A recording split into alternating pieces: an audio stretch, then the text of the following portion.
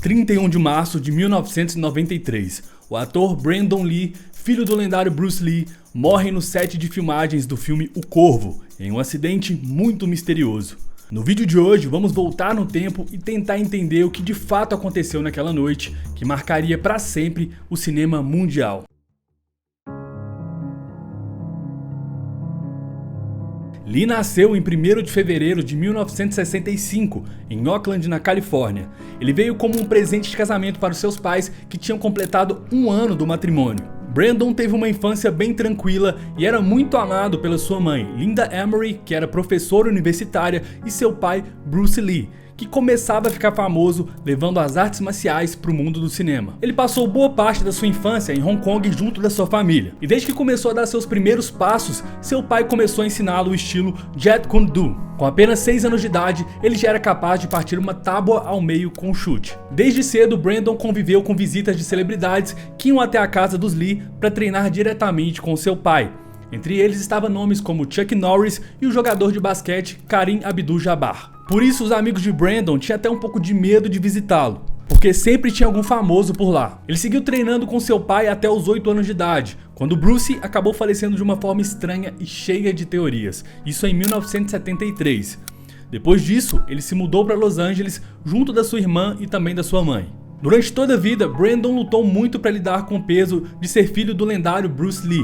Inclusive, ele passou por uma fase bem rebelde, assim como seu pai, onde ele abandonou o ensino médio por várias vezes. Ele também foi expulso de 2 colégios e se envolvia em brigas frequentes na rua. Apesar de tudo isso, os amigos diziam que Brandon era muito amável, brincalhão e protetor. Certa vez, sua irmã Shannon pegou o carro escondido e fugiu de casa, dirigindo sem carteira pelas ruas de Los Angeles. Ele encontrou e repreendeu a irmã, dizendo que ela não estava errada em querer se divertir, mas que também deveria pensar nas consequências dos seus atos para não acabar indo longe demais.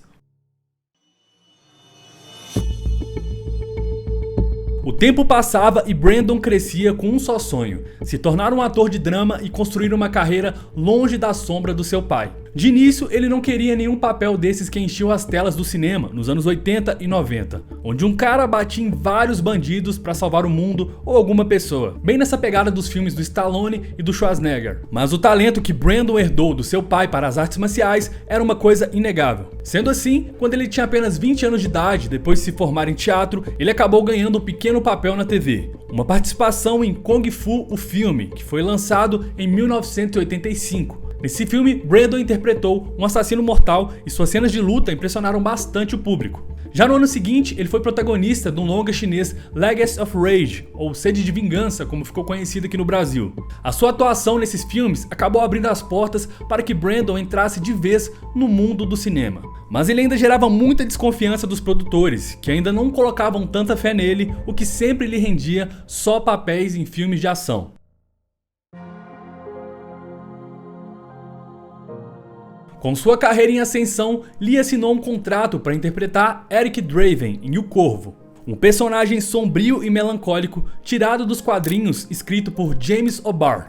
Aqui eu preciso abrir umas aspas para contar a história no mínimo bizarra que inspirou esse filme. James O'Barr criou esse personagem depois de uma tragédia que aconteceu na sua vida. Em 1978, a namorada de James foi atropelada por um motorista bêbado. Ele não conseguia lidar com a perda e acabou ficando muito mal com a tragédia. Sendo assim, ele acabou se alistando no exército e foi enviado para servir na Alemanha. Foi lá que, nas horas vagas, ele escreveu e desenhou as 40 primeiras páginas de O Corvo, em 1981. Sua tristeza e revolta pela morte da namorada deram um tom violento e melancólico ao personagem. Agora, voltando às gravações do filme, as pessoas no set parece que sentiam um peso, uma coisa estranha que pairava pelo ar desde que começaram as filmagens. Também teve o caso do carpinteiro que quase perdeu sua mão e o outro cara da produção que bateu com o carro no cenário e ficou gravemente ferido. Bom, eu não sei vocês, mas parece que realmente tinha uma coisa estranha acontecendo ali.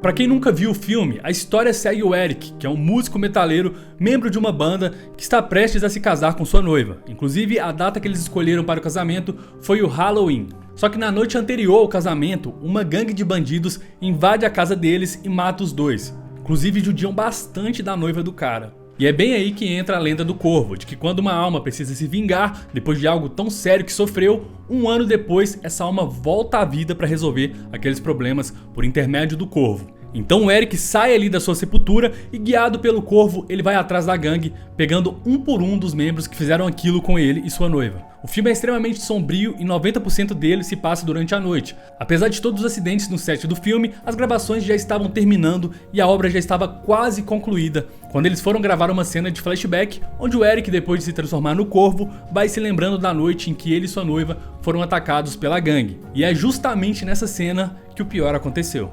Nessa cena, Eric volta para casa e vê sua noiva nas mãos dos bandidos. E aí então, um membro da gangue chamado Fanboy, interpretado por Michael Massey, aponta uma Magnum 44 para Eric e atira. A cena correu bem, atuação sólida e bom time. O diretor gritou, corta e elogiou os atores. Mas alguma coisa estava errada.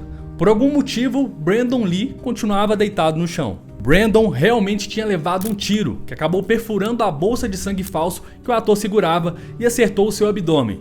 E foi aí que o desespero no set começou. Ele foi levado na mesma hora para um hospital que ficava próximo do set de filmagens, onde os médicos tentaram salvar a sua vida por 10 horas, mas infelizmente ele acabou morrendo de hemorragia interna.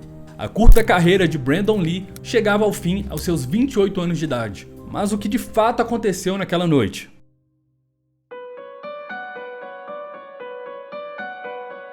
Bom, como sabemos, uma arma por si só não é capaz de causar nenhum dano. Ela serve apenas como uma plataforma de lançamento para a bala. O lançamento acontece quando o gatilho é puxado, então o martelo chuta o primer inflama a pólvora espelha energia que empurra a bala para fora do cano. Mas aí você deve estar se questionando, pô, mas nos filmes eles não usam uma arma de mentira? Bom, na verdade não. Em Hollywood, eles usam armas reais em sets de filmagens há décadas. E aqui está a resposta do que aconteceu com Brandon Lee. O plano era usar um revólver Magnum calibre 44 duas vezes naquela noite. A primeira vez em uma cena de close, que é aquela cena mais fechada no rosto do ator, e a outra vez seria na cena principal, naquele plano mais aberto onde aparece tudo. A princípio, o revólver estava carregado com balas de festim, que nada mais são do que cápsulas de balas com os projéteis retirados, que é o que pode ferir as pessoas. Um desses feito corretamente não tem primer e nem pólvora para lançar a bala, então deveria ser inofensivo. Mas a produção cometeu um erro terrível e apenas removeu a pólvora e deixaram o primer. Quando o primeiro tiro foi disparado, ninguém notou nada em comum, mas aqui está algo que eles não sabiam. A energia do primer inflamado separou a bala do invólucro e empurrou a bala para o cano da arma, onde ela ficou presa. Em seguida, era a vez da cena em plano aberto, de Massey e Lee. Se a produção tivesse verificado a arma, eles teriam visto a bala presa no cano, mas acontece que eles estavam com muita pressa para concluir a cena e esse foi um erro fatal. Para a cena de tiro, as rodadas fictícias foram trocadas por rodadas em branco. Ao contrário das balas de festim, as rodadas em branco têm a pólvora e o primer, mas não a bala. Isso permite que a arma seja disparada com som e efeitos de flash, aqueles clarões que acontecem quando alguém atira. Obviamente a produção não fazia ideia de que tinha uma bala de verdade presa no cano da arma. Então eles carregaram a arma com pólvora e primer. E quando o Massey puxou o gatilho, a tragédia aconteceu. A pólvora inflamada impulsionou a bala para frente, atingindo Lee no abdômen. Ele não teve chance porque foi baleado por um calibre 44 de uma distância de menos de 4,5 metros.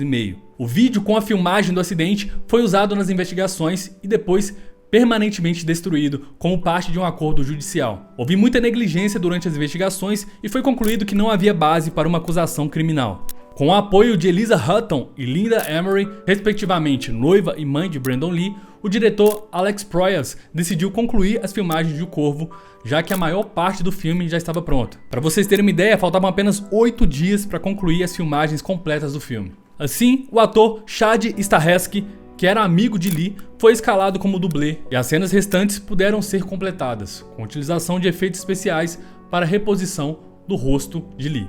Uma tecnologia bem avançada para a época, que a gente viu recentemente em Velozes e Furiosos, quando o Paul Walker morreu e eles refizeram o rosto dele digitalmente ali com a ajuda dos seus irmãos. Agora, uma coincidência bizarra é que o personagem Eric iria se casar com sua noiva no dia seguinte, no Dia das Bruxas. Então eles morreram antes e não se casaram. E olha só que curioso, Brandon Lee estava noivo de Eliza e eles iriam se casar 3 semanas após o falecimento dele. Para completar uma mais estranha ainda, é que o último filme do seu pai, Bruce Lee, chamado Jogo da Morte, conta a história de um ator de filmes de ação que também leva um tiro durante as filmagens. Cara, simplesmente bizarro. Sem dúvidas é uma história muito louca, com várias teorias. Tem gente que fala que eles foram perseguidos por causa da tríade, por causa daquela confusão que gerou lá. Mas o que você acha de toda essa história? Deixa aqui nos comentários o que você acredita. Você acha que foi um acidente, que foi premeditado? O que será que aconteceu naquela noite?